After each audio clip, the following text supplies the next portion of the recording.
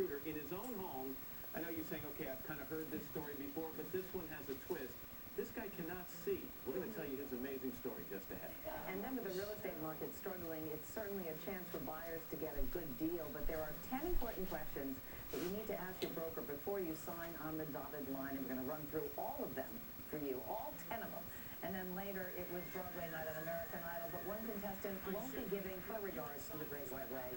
Coming up, who went home, who's staying, and why Simon thinks he may be the kiss of death. All right, but first, what would you do if someone broke into your home? One man decided to fight back even though he was at a definite disadvantage. That story now from NBC's Kevin Tibbles. Allan Kieta says when a suspected intruder targeted his Indianapolis home, he couldn't see who was there because he's blind. I was going to go check to see, someone knocking at the door or something.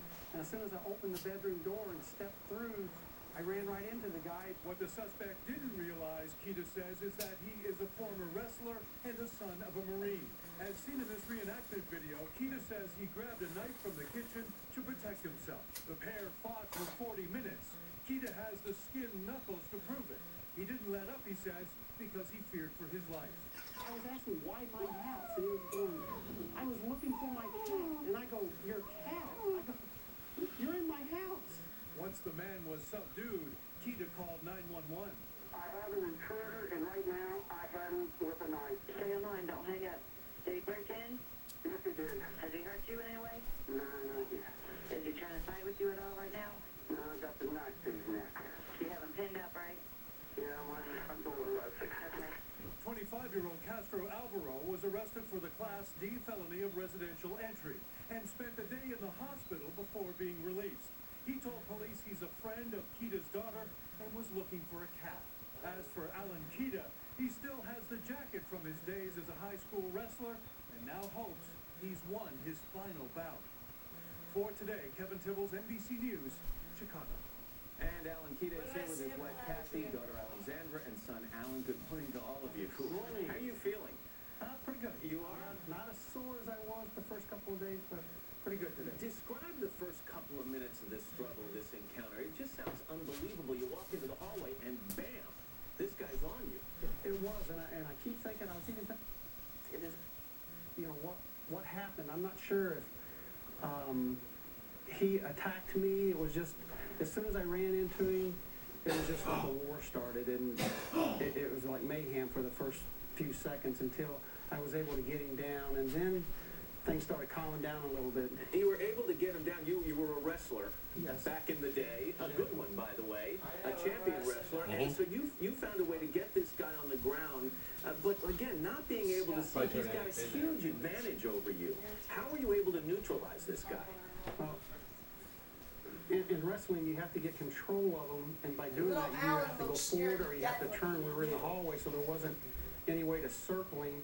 So I basically just came straight at him until I could get a hold of him and then pull him down, and I was on top of him. I want to mention something because think about how tired. If anybody's ever been in a fight, after 30 seconds, you're exhausted.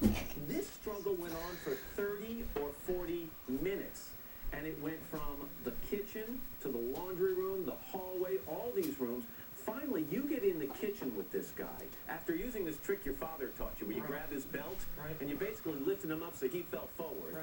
You managed to find a knife in the kitchen. And I was thinking as I read this, Alan, thank God you found the knife and he didn't get the knife. Where'd you find this knife? Was it in a drawer? Was it out in the open? Well, you know where everything is. Yes.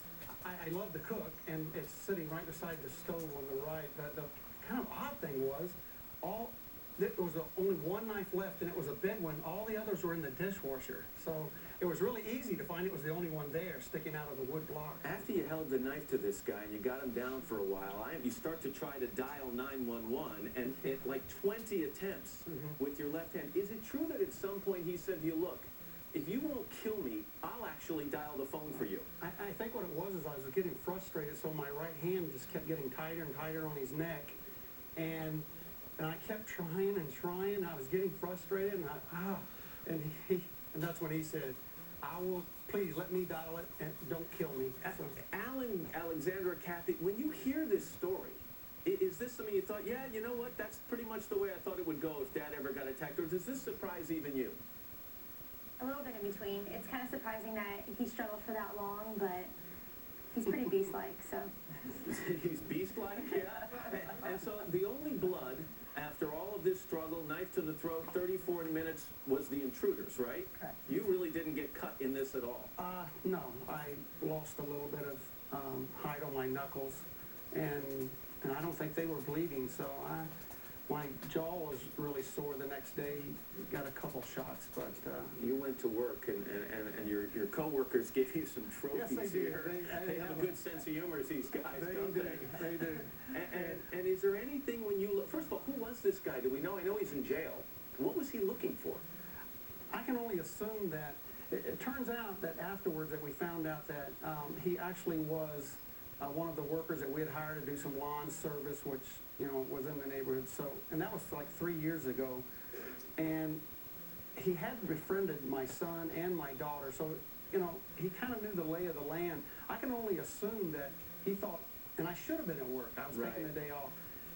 I can only assume he thought it was going to be a real easy. Yeah, easy pickings. Yeah. And when you think back, Alan, anything you would have done differently? I know hindsight's 20/20. Is there anything you would have done differently in this struggle? When the dog was barking and she was really agitated, I probably should have been a little more cautious, like maybe not just open the door and charge down the hallway, maybe just hindsight say, you know what, there might be someone in the house, and get the phone before I start walking around in the house. I think I was extremely lucky that he didn't have a weapon. Are the doors locked now? Yes, they they don't are. leave doors open in the house anymore? Even when we're there. Even when you're there, that's good news. Look, I'm just happy you're okay, and it's an extraordinary story and an extraordinary feat that you pulled off. So, Alan, thanks very much for being here. Kathy, Alexandra, and Alan, thank you very much. You must be very proud of your dad. Yeah. Yeah, I can imagine. Thanks. We're happy you're okay. Thank you. Let's get a check of the weather now from Chris Semino, who's filling in for Al.